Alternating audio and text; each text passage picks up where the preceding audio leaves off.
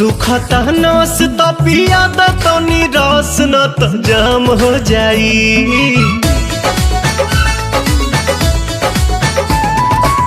सुखता नस त पिया द तनी रस न त जाम हो जाई, न त जाम हो जाई। ए राजा चलो ना पिपरवा के तरवा ओही जे सारा काम हो जाई। ए राजा चलो ना पिपरवा के तरवा ओही जे सारा काम हो जाई। जानी बात टरकाव यही लागे ढरकाव रानी अजूरी में उठावा के पानी। बड़ा तेज बट धूप सब राजा रूप देखो काहे में फंसी जवानी। राजा चलो ना पिपरवा के तरवा ओही जे सारा काम हो जाई। ए राजा चलो ना पिपरवा के तरवा ओही जे सारा काम हो जाई।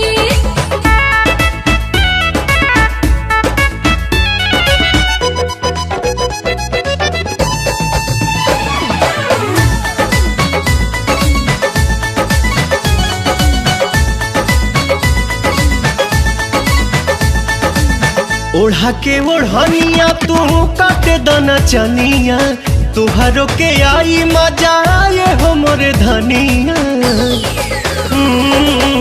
ओढ़ा के ओढ़निया तू काटे दना चनिया, तुहरो के आई मजा ये हो मोरे धनिया। नशा में नतीजा कुल बिगाड़ देबो हो, सारा इज्जत के बेइज्जत में लसार देबो हो।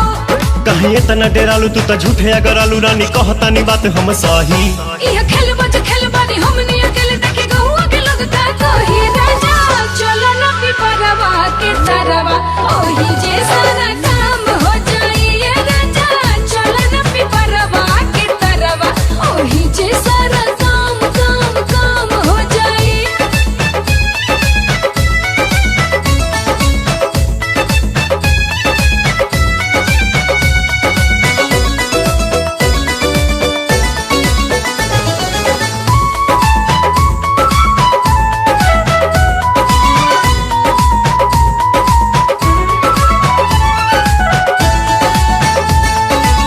गाल धके मस कब तबे जाके घस कब, सपना में देखल चीज सोझावा से चस कब।